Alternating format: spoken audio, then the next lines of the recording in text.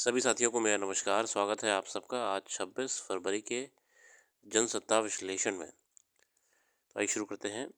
पहले पेज पे खबर है, अमेरिका ने 4 भारतीय कंपनियों पर लगाई पाबंदी। अमेरिका ने ईरान के तेल उद्योग से कथित संबंधों के लिए 16 कंपनियों पर पाबंदी लगाई है, जिनमें 4 भारतीय कंपनियां भी शामिल हैं। भारतीय कंपनियों में से 3 और ईरानी तेल और पेट्रोलियम उत्पादों के परिवहन में शामिल जहाज़ों का वाणिज्यिक एवं तकनीकी प्रबंधन करने और एक पर ईरानी तेल के परिवहन में शामिल होने का आरोप है।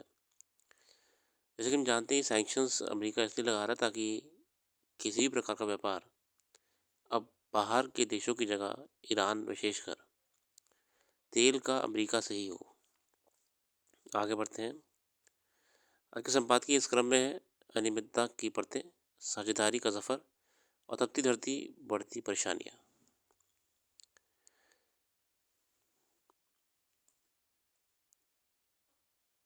साझेदारी पर सफर, भारत और ब्रिटेन के बीच एक बार फिर मुक्त व्यापार समझौता फ्री ट्रेड एग्रीमेंट को लेकर बातचीत का सिलसिला शुरू होने जा रहा है। ब्रिटेन इसे लेकर उत्साहित है और उसे उम्मीद है कि अगले 10 वर्षों में दोनों देशों के बीच व्यापार 2 से 3 गुना तक बढ़ सकता है। इस बातचीत के किसी सार्थक नतीजे पर पहुंचने की उम्मीद इसलिए भी जताई जा रही है कि अमेरिका अपने शुल्क नीति को लेकर आक्रामक रुख अपनाया हुआ है। ट्रंप प्रशासन ने घोषणा कर रखी है कि जो हम पर जितना शुल्क लगाएगा, हम भी उस पर उतना ही शुल्क लगाएंगे। इससे कई देश अपराध के सामने व्यापार में घाटे का संकट पैदा हो गया है। हालांकि चीन ने इसका विरोध करते हुए कहा था कि वह इस मसले को विश्व व्यापार संगठन में उठाएगा, क्योंकि अमेरिका की शुल्क नीति विश्व व्यापार नियमों के विरुद्ध है। पर अमेरिका के रुख में कोई नरमी नज़र नहीं आ रही। ऐसे में कई देश वैकल्पिक बाजार की तलाश में हैं। भारत को भी वैकल्पिक की तलाश है। ऐसे में उन्हीं देशों के साथ व्यापार बढ़ाने के प्रयास सफल हो सकता है जिनके साथ पहले से व्यापारिक संबंध मजबूत हो। तो ये फ्री ट्रेड एग्रीमेंट तो दोनों देशों के लिए बहुत ही विन विन सिचुएशन रहने वाली है। हालांकि इस पे सहमति हो नहीं पाई आज तक, ऋषि सुनक के रहते हुए भी नहीं हो पाई थी।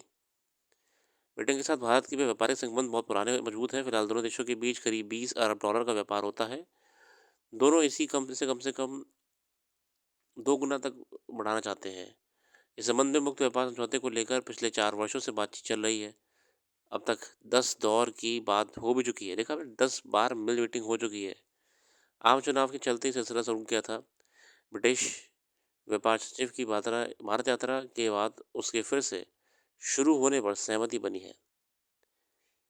मुक्त व्यापार समझौते से स्वाभाविक रूप से दोनों के बीच व्यापार बढ़ेगा। उसके बाद दोनों देश एक दूसरे के उत्पाद पर नाम मात्र का शुल्क लगाएंगे। फिर भारत और ब्रिटेन से इस वक्त अपने विनिर्माण क्षेत्र में आई सुस्ती के पार पाने के उपाय तलाश रहे हैं। वह व्यापार में बढ़ोतरी से ही संभव हो सकता है।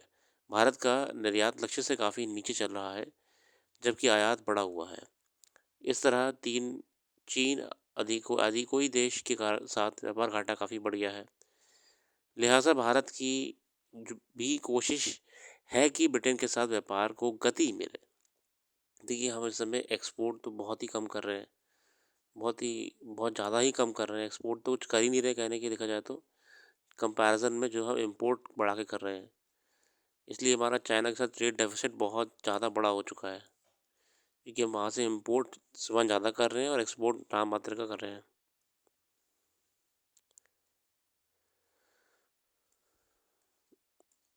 आगे देखते हैं अगला लेख, तपती धरती बढ़ती परेशानियाँ। ये लेख लिखा है मोहन सिंह साहब द्वारा। हमारे सौरमंडल में पृथ्वी ही एक ऐसा ग्रह है जहाँ जीवन के लिए सभी अनुकूल परिस्थितियाँ मौजूद हैं। पृथ्वी पर तापमान की अनुकूलता, वायु और जल की उपलब्धता तथा जीवन के लिए जरूरी पोषक तत्वों की मौजूदगी ने हमारे जीवन को सुखद बनाया हुआ है। इन वजहों से पृथ्वी पर मानव जीवन की हर तरह की गतिविधि संभव हुई है। मुझे 1800 के आसपास वैज्ञानिकों को लगने लगा है कि जीवाश्म ईंधन को ऊर्जा स्रोत के रूप में इस्तेमाल करने की वजह से जलवायु परिवर्तन हो रहा है। 17वीं शताब्दी में शुरू में यूरोप में वाष्प इंजन के आविष्कार के बाद औद्योगिकरण की गति तेज हुई। मशीनों के बूते बड़े पैमाने पर उत्पादन होने लगा। इन उत्पादों की खपत और कच्चे माल की आपूर्ति सुनिश्चित करने के लिए पूरी दुनिया में नए बाजार तलाश शुरू हुई। कारखानों में ऊर्जा की ज़रूरतों को पूरा करने के लिए बड़े पैमाने पर जीवाश्म ईंधन और खनिज पदार्थों का प्रयोग किया जाने लगा। पर्यावरण नुकसान की कीमत पर प्रकृति का बेरहमी से शोषण उस वक्त शुरू हुआ। देखिए, बहुत ही बढ़िया बात कही है कि कैसे जैसे-जैसे हमारा इंडस्ट्रियल रेवोल्यूशन आया, औद्योगिकरण आया, स्टीम इंजन से शुरुआत हुई और धीरे-धीरे फॉसिल फ्यूल बेस्ड मशीन्स की तरफ हम चले गए और हमारी अपने आप से पूरी इंडस्ट्री जीवाश्म ईंधन पे आधारित हो गई। संयुक्त राष्ट्र ने भी इस बात की पुष्टि की है कि जीवाश्म ईंधन के प्रयोग से निकलने वाली गैसों से पृथ्वी के तापमान में वृद्धि हो रही है। वर्ष 1970 के दशक में वैज्ञानिकों ने पर्याप्त साक्ष्य के आधार पर बताया है कि वैश्विक ताप की वजह से पृथ्वी की सतह का तापमान लगातार बढ़ रहा है। वैज्ञानिक दृष्टि से वैश्विक ताप का अर्थ है कि ग्रीन हाउस गैसों के बढ़ते स्तर के कारण पृथ्वी की सतह के तापमान में वृद्धि, जबकि जलवायु परिवर्तन का अर्थ पृथ्वी की जलवायु में होने वाली दीर्घकालिक परिवर्तन से है ना। जलवायु परिवर्तन का मतलब होता है जो दीर्घकालिक परिवर्तन हमारे पृथ्वी में हो रहे हैं। वर्ष 1972 में ब्रिटिश रसायन शास्त्री जेम्स लवलक और सूक्ष्मजीवी विज्ञानी लिन मार्गुलस ने गया गया परिकल्पना प्रस्तुत की। गया एक ग्रीक देवी का नाम है।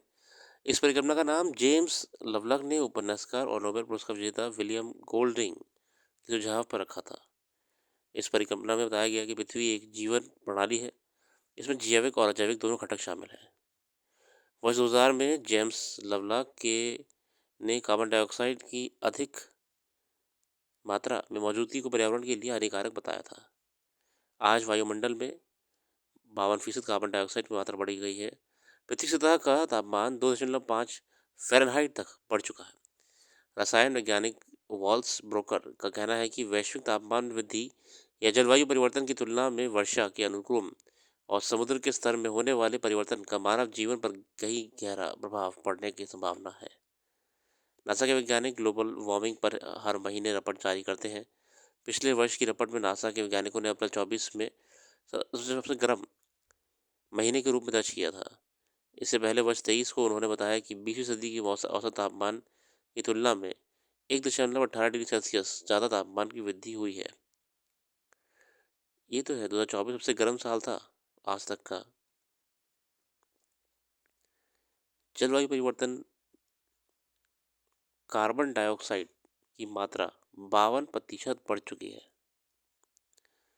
इन तथ्यों के आलोक में ये बात स्पष्ट है कि आने वाले हर अगला वर्ष अब कितना चुनौतीपूर्ण होगा। भारत में भी ऋतु चक्र के बदलाव की वजह से कहीं अतिवृष्टि और कहीं अनावृष्टि जैसे स्थितियाँ पैदा हो रही हैं।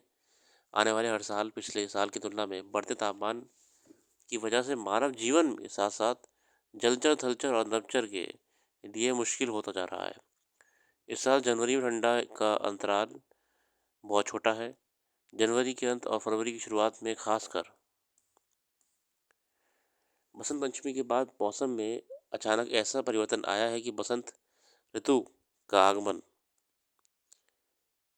का जैसा पता ही नहीं चला। ऐसा लग रहा है कि हम सीधे शरद ऋतु से ग्रीष्म ऋतु में प्रवेश कर गए। बसंत ऋतु की मस्ती, उल्लास, आह्लाद, मादकता हमारे जीवन में जैसे गायब है। पृथ्वी पर बढ़ते तापमान की खेती किसानी पर भी व्यापक असर पड़ने की संभावना है। अक्टूबर के बाद और रबी की बुआई के समय आमतौर पर मौसम शुष्क रहा। सरकारी आंकड़े बता रहे हैं कि पिछले साल की तुलना में इस साल गेहूं की बुआई के रकबे में 12 लाख हेक्टेयर और दलहनी फसलों की बुआई के रकबे में 8 लाख हेक्टेयर की वृद्धि हुई है। बढ़ते तापमान की वजह से रबी की फसलों का उत्पादन प्रभावित हो सकता है। खासकर गेहूं की पैदावार पर बड़े तापमान का असर होना स्वाभाविक है। पैरिस समझौते पर हर देश के लिए एक निश्चित समय सीमा के तहत वैज्ञानिक जिम्मेदारी तय करता है। राष्ट्रपति ट्रंप खुद को ऐसी वैधानिक हदबंदी से परे मानते हैं। इससे वैश्विक स्तर पर जलवायु संकट का सामना करने के लिए हरित जलवायु कोष में वित्तीय संसाधन जुटाने के अभियान को धक्का लगेगा।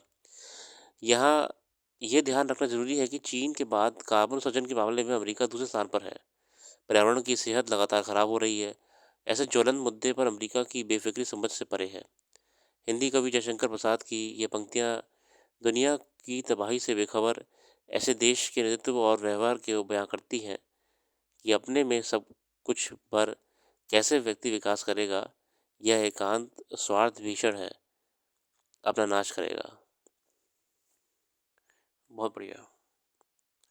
60 के दशक के अर्थशास्त्री शुभाकर का कहना है शुमाकर का कहना है, औद्योगिक उत्पादन करते समय उन साधनों का उपयोग करना चाहिए जिनका नवीकरण या और दोबारा उत्पादन किया जा सके। उपयोग करो और फेंक दो के बजाय उसे दोबारा उपयोग किया जा सके। शुमाकर कहीं भी मानते हैं कि पेट्रोलियम पदार्थों, कोयला और लोहे पर आधारित शर्मगुण सभ्यता से निश्चित ही वह सभ्यता बेहतर होगी जो प्रकृति से सामंजस्यपूर्ण रिश्ता कायम करते हुए ये समझ विकसित कर सके कि आत्म संयम, स्वयं आरोपित सीमा बंधन और अपनी सीमाओं का ज्ञान ये जीवन रक्षक गुण है। आर्थिक विकास एक सीमा तक ही लाभदायक है। जीवन जटिलता का संचार एक सीमा तक ही संभव है। दक्षता और उत्पादकता के लिए प्रयास एक सीमा तक ही ठीक है। पुनः प्राप्त किए जा सकने वाले साधनों का उपयोग एक सीमा तक करने की बुद्धिमानी है। मतलब एक लिमिट होनी चाहिए जब तक हम किसी चीज़ का उपयोग कर रहे हैं। इस संदर्भ में ये सुझाव भी गौर करने लायक है कि जलवायु परिवर्तन का सामना करने के लिए हमें अपने जीवन शैली, जीवन दृष्टि और जीवन का ध्येय बदलना होगा। जलवायु परिवर्तन का सवाल आज एक विकट वैश्विक समस्या के रूप में हमारे सामने खड़ा है। ऐसे समय जब अपनी ज़रूरतों गुना कई गुना बढ़ाने की अंधी दौड़ में लगे लोग जब अपने किए को देखेंगे तब कहेंगे कि अरे हमने ये क्या किया। देखिए, पृथ्वी और संसाधनों का ज़रूरत से ज़्यादा दोहन करके मानवता ने अपने लिए ही परेशानियां खड़ी कर दी हैं। निरंतर बदलता तापमान, बढ़ता जलवायु परिवर्तन, घटते संसाधन, नष्ट होती प्रकृति और कभी ना वापस लौट के आने वाला वह ऋतु चक्र जो पहले एक नियम समय से लंबी अवधि के लिए आता था। ये सारी समस्याएं मानव के लालच के कारण और बढ़ती जाएंगी। देखिए, जलवायु परिवर्तन तो धरती पे हमेशा होता रहा है। ये तो वैज्ञानिक भी कहते हैं कि जलवायु परिवर्तन तो निरंतर सदियों सदियों तक होता रहा है, मगर इसकी गति अब बढ़ गई है मानव हस्तक्षेप के कारण। बहुत ही बढ़िया लेख। आगे बढ़ते हैं।